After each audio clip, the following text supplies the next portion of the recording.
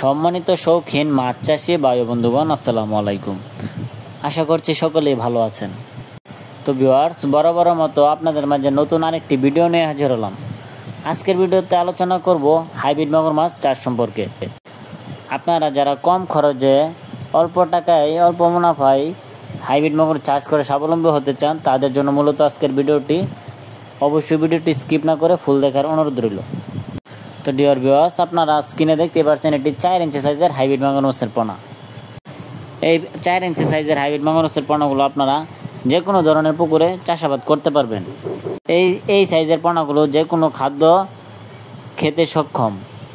আপনারা যারা হাইব্রিড মাগুর মাছ চাষ করতে চান তাদেরকে বলবো অবশ্যই মাঝারি সাইজের 3 থেকে 4 ইঞ্চি সাইজের হাইব্রিড মাগুর মাছ পুকুরে কালচারের জন্য দেবেন।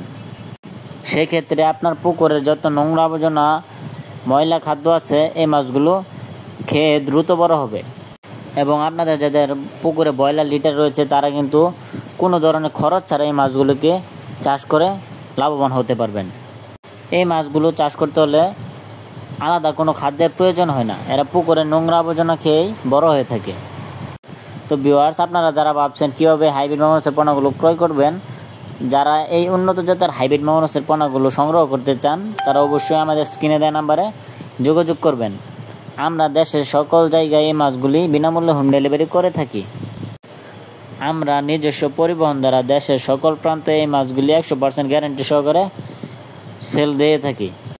তো ভিউয়ার্স, আপনারা যারা আমাদের চ্যানেলে নতুন দর্শক আছেন তারা অবশ্যই আমাদের ইউটিউব চ্যানেলটি সাবস্ক্রাইব করে রাখবেন এরকম মাছব্যাপী নিত্য নতুন পরামর্শ পেতে।